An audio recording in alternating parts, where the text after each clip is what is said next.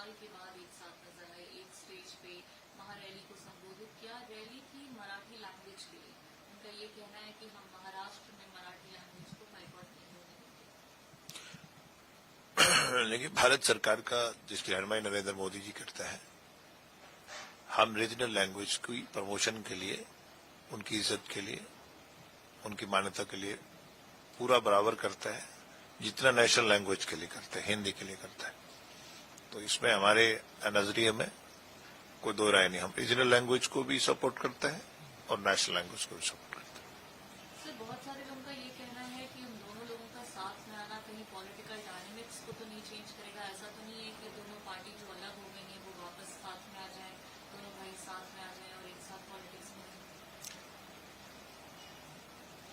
जब पार्टियां बनती हैं, जब आप अपनी आइडियोलॉजी से डिरेल हो जाते हैं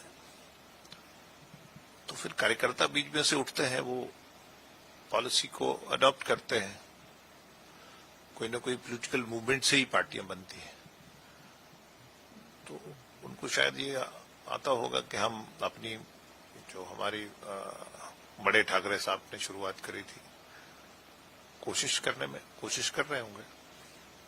सर, इसके अलावा बिहार में चुनाव बिल्कुल करीब है और चुनाव को लेकर के बहुत सारी चीजें अभी चल रही हैं। इलेक्शन कमीशन ने वोटर लिस्ट को रिवाइज करने का काम शुरू किया है, लेकिन इसको लेकर के अपोजिशन जो है वो लगातार हमला कर रही है। वो कह रही है कि इससे बहुत सारे वोटर्स हैं जो छूट जाएंगे।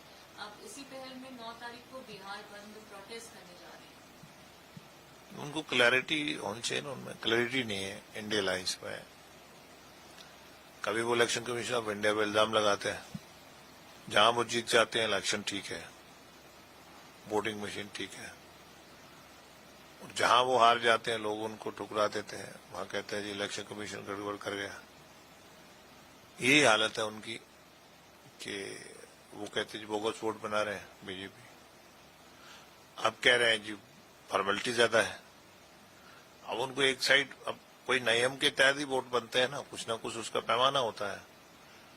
अब वो रियलिटी मानने के लिए तैयार नहीं है तो क्या करें।